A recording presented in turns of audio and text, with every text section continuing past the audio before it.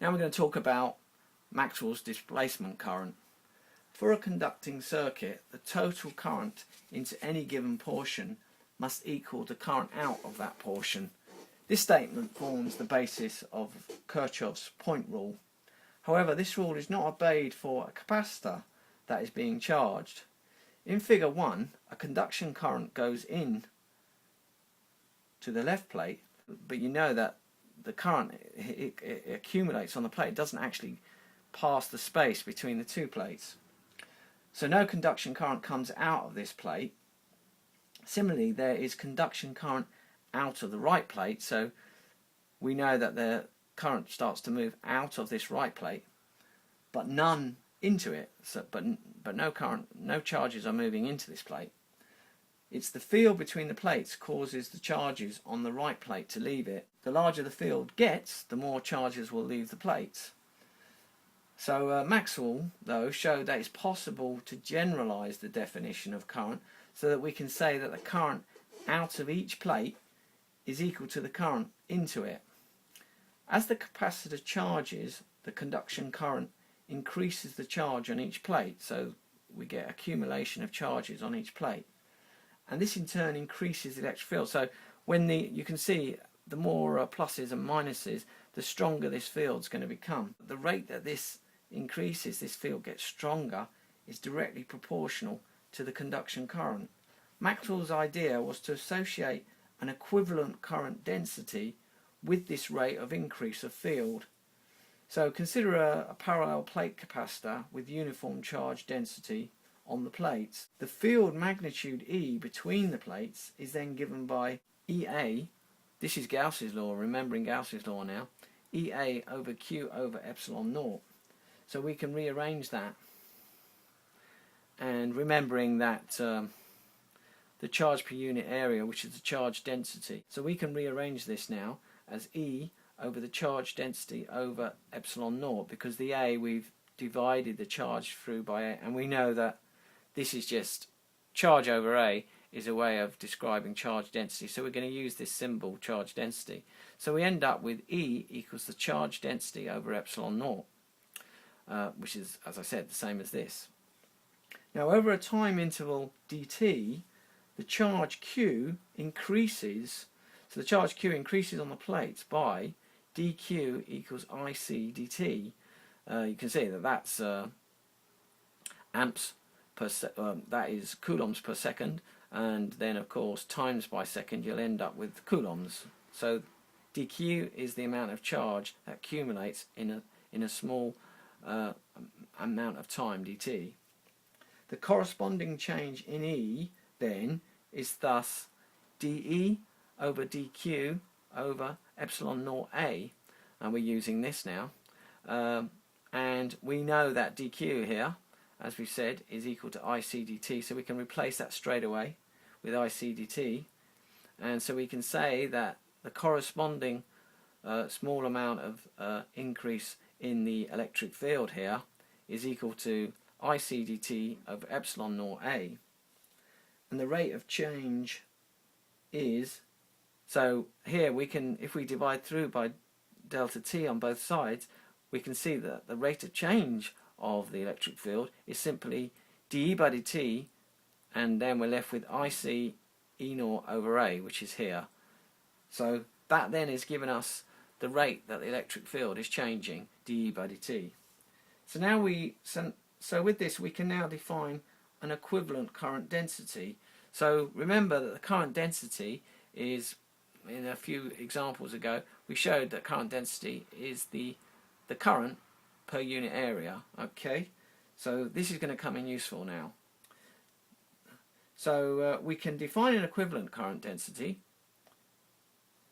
as JD equals epsilon naught dE over dt. You can see that is the case because of this I over A, okay, IC over A equals dE by dt. So just using this in place of, if we multiply this by epsilon naught, you get epsilon naught on this side, and that's IC over A, which we know is the current density, JD. So then we can just write down directly that JD equals E naught So that's so we can write JD equals the current over equals current per unit area, but also we can write it now as epsilon naught times the rate of change of the electric field. So they're equivalent, completely equivalent. So now we've got equation in terms of the current density. So then the total equivalent current between the plates, which we may call ID, is obviously all we have to do now is multiply this by A, because we know if we multiply that by A we get the current, the equivalent current. So then the equivalent current ID is E naught times A dE by dt.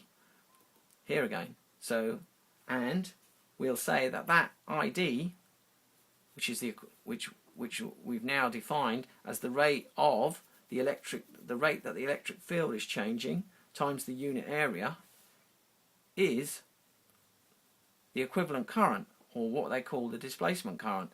This is called the displacement current, and it's going to be equal to the current IC going in. So this equivalent displacement current, which is in fact a description of the rate that the field is changing, is going to be equal to the IC going in.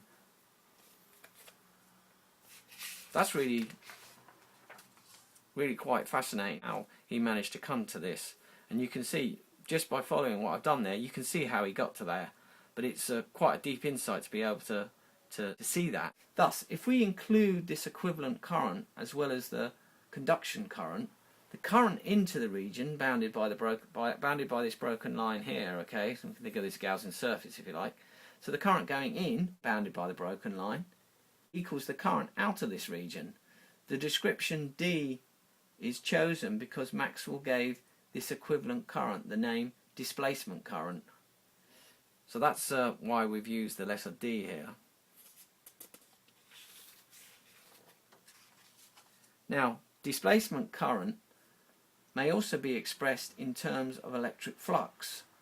For a uniform field E perpendicular to a uniform field vector E perpendicular to an area A, we can say that the flux equals E times A. So we know that the flux is the electric field multiplied by the area, and so we may rewrite the equation as ED E epsilon naught d flux over dt. So here with the A here, we've just rewritten the equation. Remember that the original equation was with the A here, so the original equation was with the A.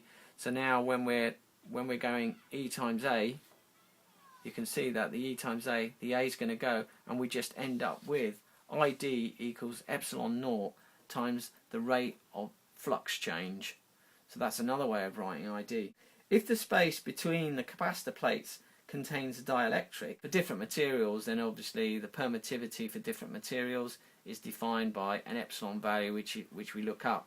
So and that's the K